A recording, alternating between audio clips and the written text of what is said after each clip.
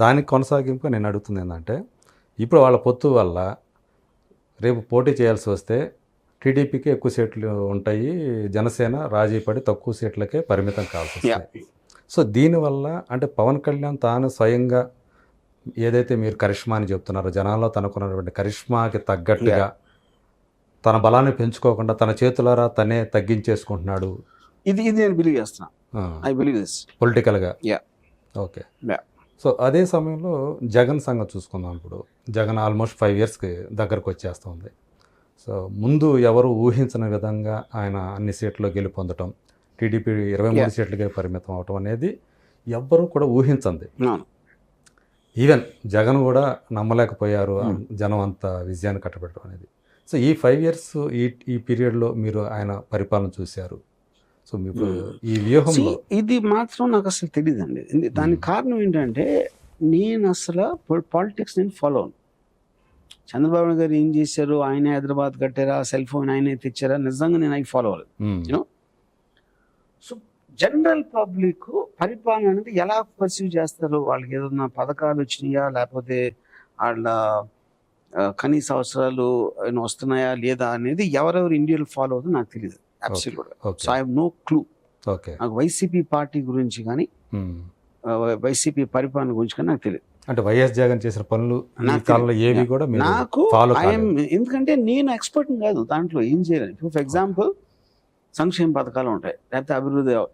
అది ఇప్పుడు మీకు ఒక జాబ్ ఇచ్చిన తర్వాత మీకున్న రిసోర్సెస్లో ఏది మీరు ఇంపార్టెంట్ అన్నీ చేసేసి అన్నిటికీ డబ్బులు ఉంటే అందరూ చేస్తారు కదా, ఎవరైనా ఎందుకు చేయకుండా ఉంటారు. How you are bifurcating depends upon your own perception of what the problem is. దాంట్లో నాకు లేదు. నేను అదేమే దాన్ని స్టడీ చేసి ఏది కరెక్ట్ ఏది కాదని విశ్లేషించి చెప్పగలిగే నాలెడ్జ్ నా దగ్గర లేదు.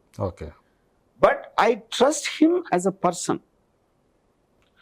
అప్పుడు నాకు నమ్మకం ఉన్న ఒక మనిషి చేసినప్పుడు అది కరెక్ట్ ఏమో అనుకుంటా. I will give that long rope. ఎందుకంటే నేను అదే బిజినెస్లో ఉన్నాను అనుకోండి, అప్పుడు నాకు ఎక్కువ తెలుస్తుంది కాబట్టి I might have an opinion on that. తప్ప ఒప్ప అని అది నాకు లేదు. అంటే పొలిటికల్గా ఆయన మీద ఎలాంటి ఒపీనియన్ లేకుండా వ్యూహం అనేది పొలిటికల్ డిఫరెంట్ అండి. అది నేను అదే చెప్తున్నా. పొలిటికల్ అనేది మీరు 2 ఆస్పెక్ట్స్ ఉన్నాయి. పార్టీని నడపటం అదేంటి అనేది, గవర్నమెంట్ గా మీరు ప్రజలకు ఏం చేస్తున్నారు అనేది 2. నాకు పార్టీ గురించి తెలియదు, గవర్నమెంట్ గురించి కూడా తెలియదు. వ్యక్తులుగా మాత్రం సినిమా ఇప్పుడు నేను సినిమా డైరెక్టర్, మీరు డైరెక్టర్ కాదు.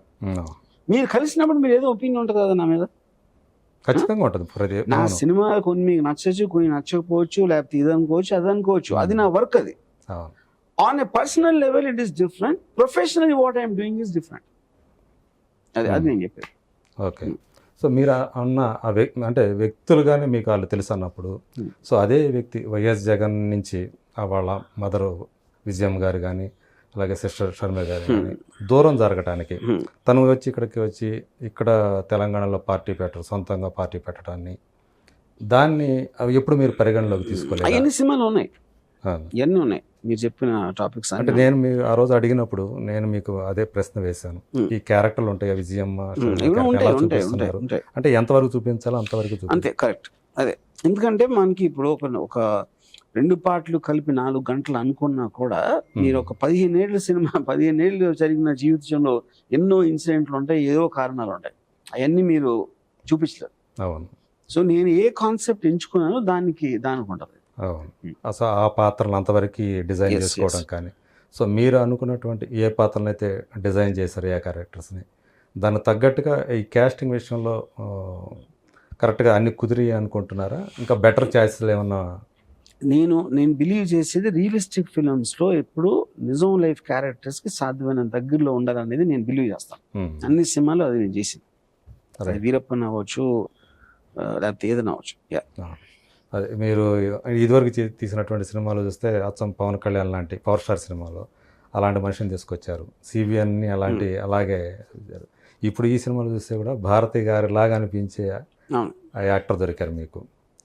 కాకపోతే అజ్మల్ ఎంతవరకు న్యాయం చేశాడు, అతను ఆ ఫీచర్స్ దగ్గరగా లేవే అని. ఇప్పుడు ఆబ్వియస్గా నా పాయింట్ ఆఫ్ వ్యూలో నాకు నియరెస్ట్ పాసిబుల్ అని తీసుకున్నాను. దాని తర్వాత it will depend upon what the audience think. అదే సో అజ్మల్కి ఈ సినిమా తనకి ఒక యాక్టర్గా మీలో ఆ క్యాపబిలిటీస్ ఏం కనిపించాయి మీకు? నేను ఫస్ట్ ఆఫ్ ఆల్ అజ్మల్ కోసం తీయట్లేదు సినిమా. నేను తీసుకున్న సబ్జెక్ట్ మ్యాటర్ ఒక క్యారెక్టర్కి తన పర్ఫార్మెన్స్ వైజ్గా, తన లుక్ వైజ్గా ఎంత దగ్గర పోలిక ఉంది అది ఒకటే నేను చూస్తాను. ఓకే. కొన్ని దొరకచ్చు, కొన్ని దొరకపోవచ్చు.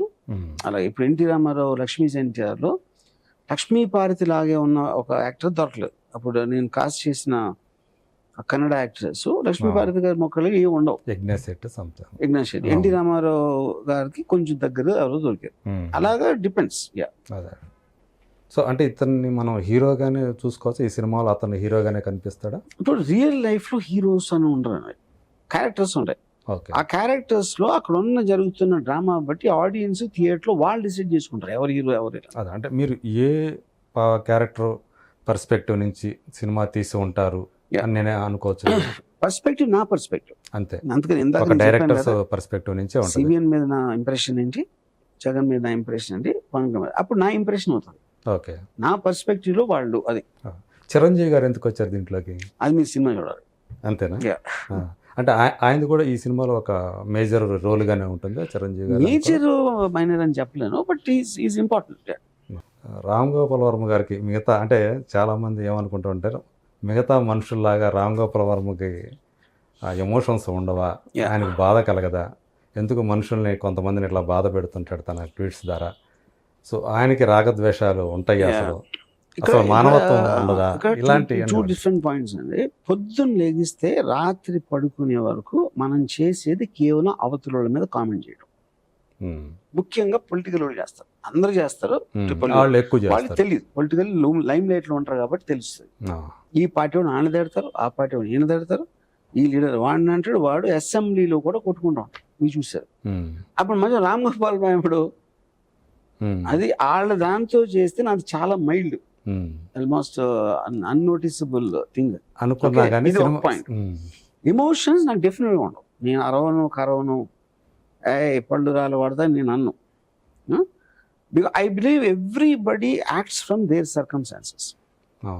అప్పుడు నేను ఒక వైల్డ్ లైఫ్ ఎక్స్పర్ట్ లాగా వైల్డ్ యానిమల్స్ స్టడీ చేస్తాను. That is what my thing is. So I'm a political psychologist, I'm not a political guy. Okay. అంటే రాగద్వేషాల గురించి నాకు ఉండవు. ఈ దేనికి మిమ్మల్ని ఎవరైనా కొంచెం అఫెండ్ చేస్తే బాధపడటం కానీ అసలు అఫెండే కారా దేనికి కూడా? దేనికి అఫెండ్? ఎందుకంటే see the whole point of nature అది. ఇప్పుడు దాం ఉంటుంది, కొడుతుంది, లేకపోతే కోతి ఏదో జుట్టు పీకుతుంది, లేకపోతే ఏదో అన్ని రకాల జీవులకి కోవిడ్ వస్తుంది, మన లోపలికి వెళ్ళి చంపేస్తుంది.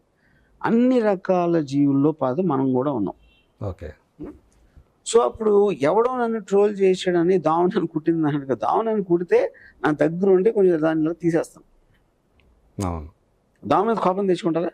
ఎందుకంటే దామ పురుతుంది, అది దాని లైఫ్ మనం దాన్ని చంపడానికి చూస్తాం కదా, ఏం ఎమోషన్ లేకుండా. అది నేను చెప్పేది. ఆ ఇరిటెంట్ కి చేయను. కొన్ని చేయొచ్చు, కొన్ని చేయలేము. కుక్కలు అరుస్తున్నాయి రాత్రి, దాన్ని ఏం చేయలేను, చచ్చినట్టు ఆటి అరుపులు ఎంట ఉండాలి. ఇంకొకటి ఏదో అవుతుంది, ఏదో సంథింగ్, ఒక లారీ వచ్చి నేను కారులో ఉండి గుద్దేస్తుంది, చేస్తాం అంతే. సో మీకు బలం లేకపోవటం అనేది everybody will have those differences. మీరు ఏది కంట్రోల్, కానీ వీటి దేంట్లోనే కూడా నేను నా ఎమోషన్ పెట్టను. అరే నన్ను ఇలా అంటాడు, నేను ఇలా అంటానా, నేను పెట్టను. ఇది మొదటి నుంచి ఈ ఐడియాలజీ మీకు సినిమా ఇండస్ట్రీలోకి వచ్చేటప్పటికే? I always was like this because of my very heavy reading habits. Because of my books అని చదివినప్పుడు మీకు ఎక్కడో చోట మీరు అన్ని వ్యూ పాయింట్స్ లో వరల్డ్ ని స్టడీ చేసినప్పుడు ఏ ఒక్క వ్యూ పాయింట్ కి మీరు కరెస్పాండ్ అవ్వాలి. ఏది తీసుకోవాలి, ఏది తీసుకోకూడదు అనే దాంట్లో కూడా మనం టైమింగ్. ఇప్పుడు మనుషులు మన ఎమోషన్స్ అనేవి ఎలా ఉంటాయంటే, ఒక చిరత పులి ఒక జంక్ వెనకాల వెళ్ళింది అనుకోండి, పరిగెడతాం, అరే పాపం మనం జాలేస్తూ ఉంటుంది జంక్ మీద, అది వెళ్ళి చంపేస్తుంది, అరే అని అనుకుంటాం. కొంతసేపటికి హైనాస్ వచ్చి చెత్తపుల్ని తరిమేస్తే మళ్ళీ చెత్తపుల్ని జాలేస్తుంది. అంత వేరియేషన్ ఉంటుంది మన ఎమోషన్స్ కి, కన్సిస్టెన్సీ అని ఉండదు. ఓన్లీ థింగ్ దేనికి ఉంటుంది అంటే లాజిక్ ఉంటుంది, రేషనాలిటీ ఉంటుంది. సో నేను నా లైఫ్, నేను బతికే విధానం అంతా రేషనాలిటీ మీద బతుకుతాను. ఓకే. సో అంటే మిగతా వాళ్ళ మీద అంటే మీ ప్రభావం కొంతమంది పడుతుంది అండ్ మీకున్నంత ఐడియాలజీ వాళ్ళకు ఉండదు, దాన్ని ఎలా తీసుకోవాలి ఏంటి అనేది వాళ్ళకి తెలియదు. కానీ మీరు ఇలా చేస్తున్నారు కాబట్టి మిమ్మల్ని చూస్తే మీ ఫాలోవర్స్ కూడా చాలా సోషల్ మీడియాలో ఎక్కువ, వాళ్ళకి సగం సగం నాలెడ్జ్ తోటి మిమ్మల్ని ఫాలో అయ్యి, సో ఆయన ఆర్జీవి గారు ఇలా వాళ్ళు చేసే బిగ్గెస్ట్ తప్పు ఏంటంటే ఫస్ట్ ఆఫ్ ఆల్ ఫాలో అవ్వటం అనేది తప్పు ఎవరినైనా సరే. ఇప్పుడు నేను నా యంగర్ డేస్లో Karl Marx manifesto and Das Kapital ఒక పర్టికులర్ టైంలో I believe that Ayn Rand అనే ఆపోజిట్ ఫిలాసఫీ ఉంది, నీషే.